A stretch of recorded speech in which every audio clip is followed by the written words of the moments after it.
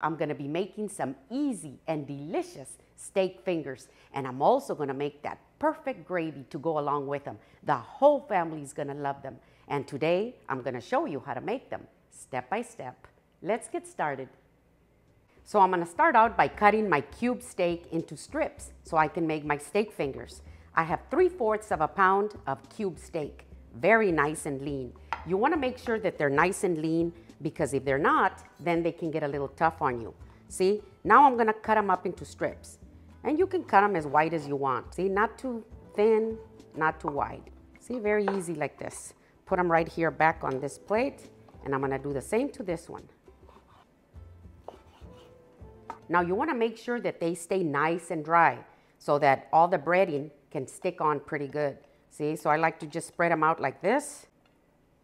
And then I'm going to cover them with paper towels like this to make sure they stay nice and dry. I'm going to clean up my area, and I'm going to get started with my dry and wet ingredients.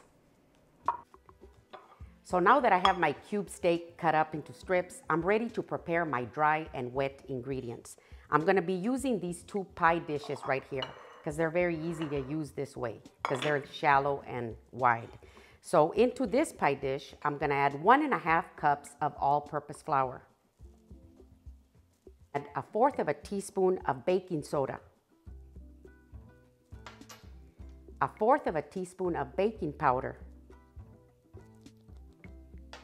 And 1/4 teaspoon of cayenne pepper. We like a little kick in here, but you can leave it out if you don't want it. And I'm going to add 1 3/4 tablespoon of my homemade seasoned salt. It's always ready to go, and it's delicious on anything. See, here it is, ready to go. I'm also going to put a link up here. See it? All you have to do is just tap on it right on the screen, and it'll take you straight to the recipe. So now I'm just going to whisk it together. Make sure it all comes in together really well. Very good. So now I'm going to set it aside, and I'm going to prepare my wet ingredients. Now into this pie dish, I'm going to break 1 egg, and I'm going to beat it real good like this. Now after you beat it real good, I add my buttermilk. I have 1 cup of buttermilk.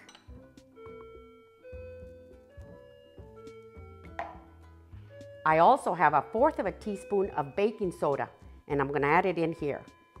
These are going to make them real crispy and fluffy. And I'm going to bring it all in together.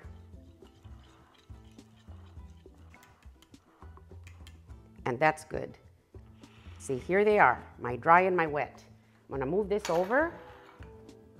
Here are my strips. See, they're nice and dry. And I've got a cookie sheet right here. And I just put a piece of parchment paper on it because this is where I'm going to be putting them. So I'm going to get my strips, and I'm going to put them right here into my dry ingredients. You can do 2 or 3 or 4 at a time. Make sure they're very well coated with this flour mixture. I like to just kind of press it down a little bit. Make sure it sticks really good on both sides. Now I'm going to put them right here. And make sure that they get nice and wet, and bring them back over here to the dry ingredients. We're going to do it twice. And I'm going to repeat the process.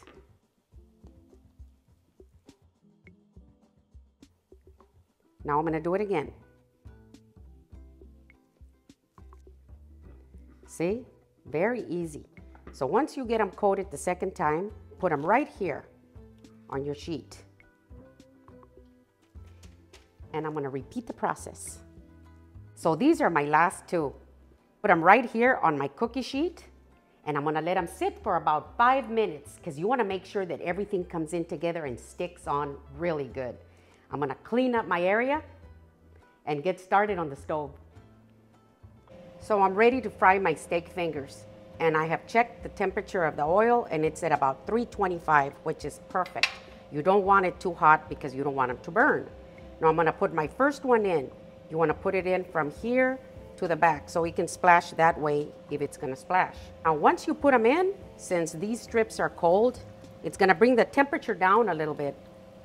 So you always want to make sure that your heat is at about the same temperature all the time. And I'm going to give it about 4 minutes or so, and then I'll flip them over to the other side.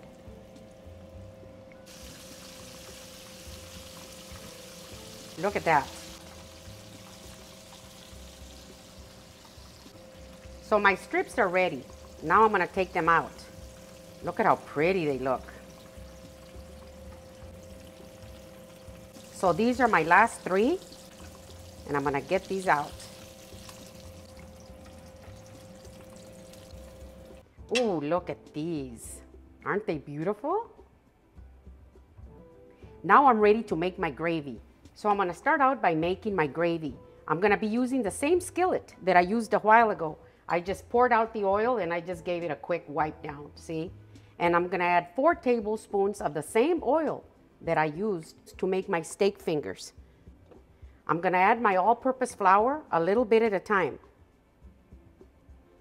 And I'm going to whisk it really good. And you want to take your time when you're making gravy because you want it to be real nice and smooth. Now the reason that I'm using the same oil that I used to fry my steak fingers is because the oil is already seasoned really well. See? And so we're going to add some of that seasoning back in here. My heat is set less than medium, closer to low.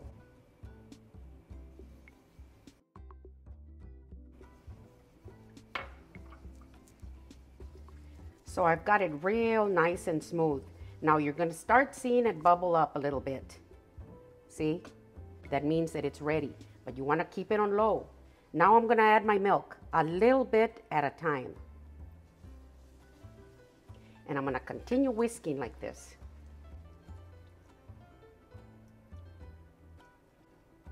Now at this time, I'm going to add a little bit of pepper as I'm whisking. We love pepper in our gravy. You can add as much as you want. I'm going to add a little bit of my seasoning salt in here, just a little bit like that. And I'm going to continue whisking. If it gets too thick on you, you can always add just a pinch of milk. So my gravy is ready. Look at this. See how beautiful it is? I'm going to pour it right into this bowl.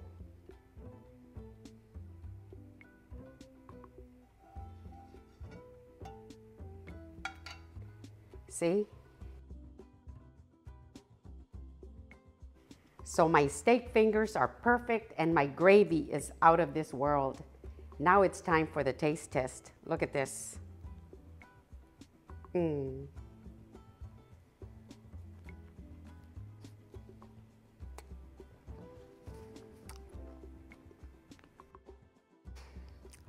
Oh my gosh, so good. These are absolutely heavenly, and you can side them with anything that you like. So these are my delicious steak fingers. If you like my video, give me a thumbs up, send me a comment, and tell me what you think. Thank you.